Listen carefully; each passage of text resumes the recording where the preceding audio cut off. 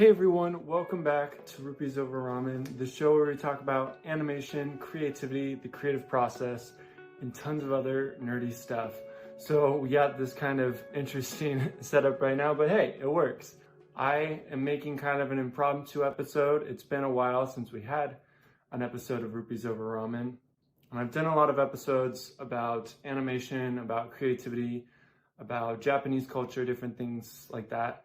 Recently today, I had a conversation with my brother, Dallin. He has a podcast called Yield Today with Dallin Canland, and it's super awesome. He also has a Twitter at Dallin's Yield, and that's what this episode's kind of about, is about creativity in kind of this world that we live in with social media and with kind of everyone wanting this instantaneous sort of gratification, I guess. Like everyone kind of they want their needs satisfied, like right this minute, like right now. And you can kind of go all in on that game, but sometimes you can lose yourself because you're making content just for them. And this has happened with animated movies where studios kind of service the fans so much and try to give the fans all that they want that they're not even telling the story anymore. They're just kind of doing it because they know that's going to be a money grabber and they know that it's going to do well. One thing that I loved, recently watched a documentary about Pixar. It's called The Pixar Story. It's on Disney Plus.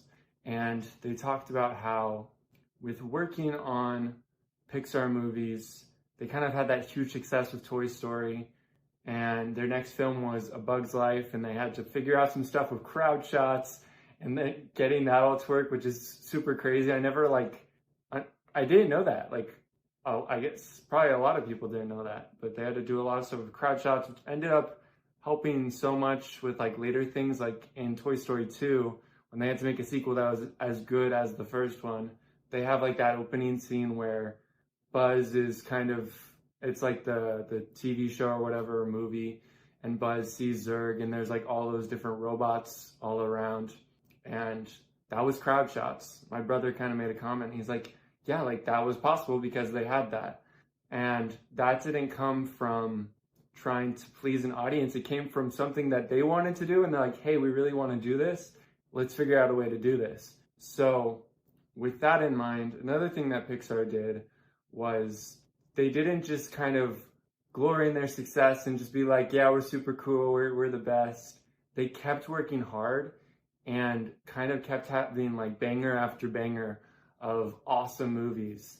And they had like new people come and work on so they can get that fresh perspective. So taking things in kind of like in Big Hero 6, they say, taking in, looking at it at a different angle, and just kind of maybe seeing things upside down or sideways, just kind of looking at a different angle to figure that out. It can be so powerful. And I'm just on my computer right here. One of the things that I've been working on a lot with my brother, we had like under 4 hours, but a pretty long conversation about Twitter, because he's been getting really into Twitter and stuff. And I've done stuff with Instagram and YouTube, sharing videos and podcasts on there. But with Twitter, one of the big things, kind of one of my big takeaways with the conversation with him, is you treat it as a place to share your thoughts and share who you are so that people can connect to that. It's not just to share what's going to go viral, but to share who you are, and the people who care about what you care about, they're going to find you, and it's going to make all the difference. And with like telling stories and stuff, like with stories that I've been working on, I've been trying to get people more involved in those stories.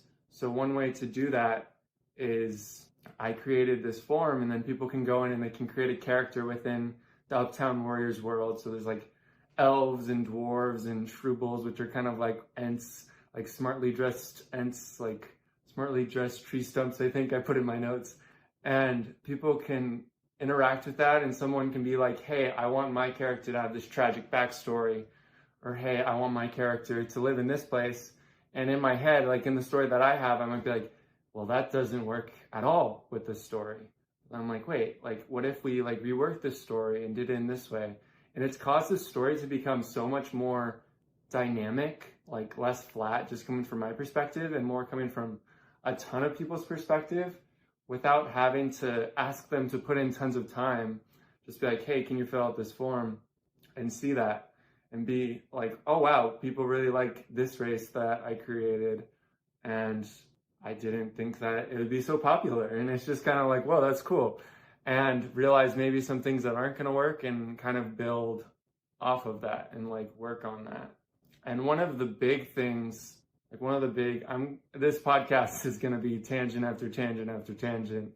And one of the big things that I think a big studio that did this really well was like Star Wars and Lucasfilm, especially with like the Clone Wars series and with that final season that came out.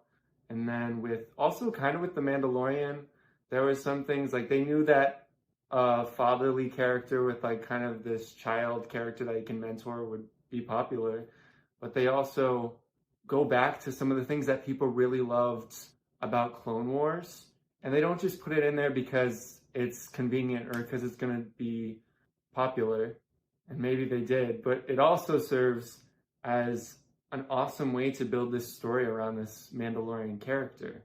And I don't know, it's just like a really cool way of looking at things. Another thing that was huge for me when trying to build my Twitter more, and it sounds weird, like this podcast is like, James, this podcast is supposed to be about creativity and about storytelling and about tons of other nerdy stuff. And like sometimes Twitter is just like, it's like a place where it's just tons of hateful comments, or yeah, it's like what, but really Twitter can be like whatever you put into it is what you're going to get out of it. And Andy J. Pizza, he has a podcast called The Creative Pep Talk, and he's huge in sharing awesome insights on Twitter and just random thoughts, like a dessert idea or something.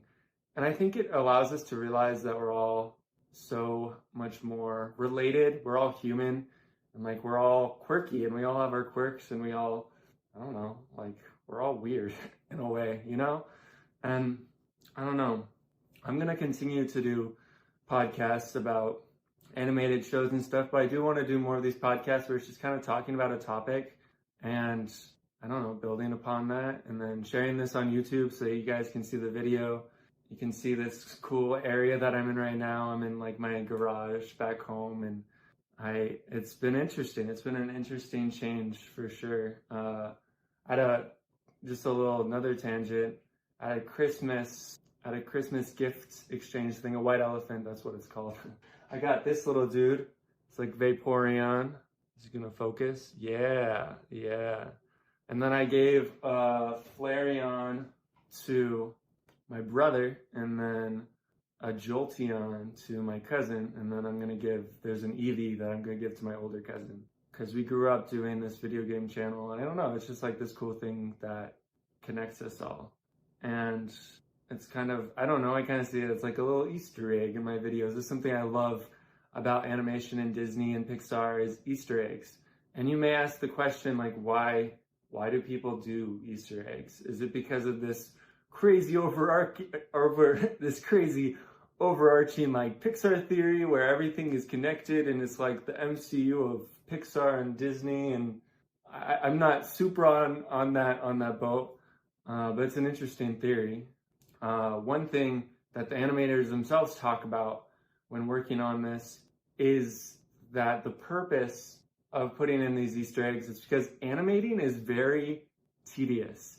It can be very boring at times, and sometimes it's just awesome to switch things up a bit, you know, like to try things a little bit differently. And I don't know, like put in a little Sully carving like in Brave, or putting the A11, I think it's A113 is like the room that their art classroom. I think that's super cool, and I would love to do stuff like that. Easter eggs are super cool, and I love them. Like when I see them, like I was watching Big Hero 6, and they have the NES controller Easter egg. They have kind of one to like Eva from WALL-E, and there's one from Wreck-It Ralph. There's like what is it called? The Hero's Duty guy. And I don't know, it's just creative, you know? Like, in a world where you are asked to do a job, like, have fun with it. And that may sound odd because you're like, isn't animation and like working on movies, isn't that fun? Like, sometimes it is fun, but sometimes it can be very tedious. So like, have fun with it and like change things up and put in like random things. There's one person, Mike Katsu, who, well, that's his name, like on Twitter and stuff. He worked on the Owl House as a storyboard artist. And one of the things that he did when working on that,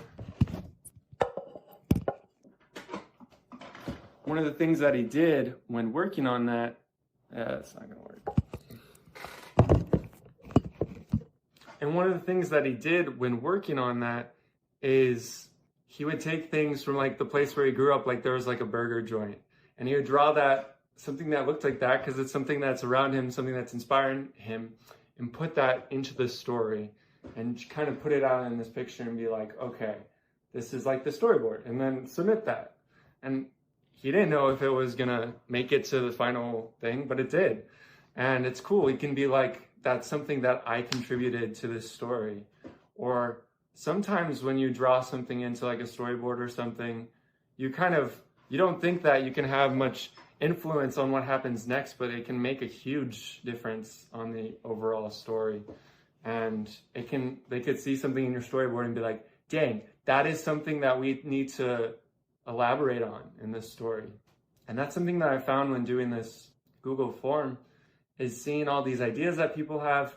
Like, everyone is, I don't know, I feel like everyone is really good at storytelling, and everyone has a story to tell, and everyone also has a character and a personality that can work so well in like an animated story, for instance. And I don't know, it's just really cool to see that. I'm really excited to continue to receive those. If you want to send one in, I'll have a link to that form in the podcast notes and on the YouTube video on my YouTube channel. And have fun with it. I added a section for backstory so that you can just add the longest backstory ever. I hope there's no limit to the things that you can type. And share reference images or something if you have an OC that you want to include in the story. It would probably just be like a side character, but I don't know, there's some that send in a character and they're becoming a pretty main character, because I'm like, their story and everything lines up really well with this character I was already designing and working on. So it's just been really cool to work on that. So yeah, anyhow, that's all that I have for today. And thank you so much again for joining the Rupees Over Ramen podcast, the show where we talk about animation, creativity, the creative process, and tons of other nerdy stuff. And we will see you guys next time. Comment if you have any ideas on like episodes that you want to see and stuff. I just kind of want to have fun with this and be free with it, you know? Anyway, see you guys next time. Peace.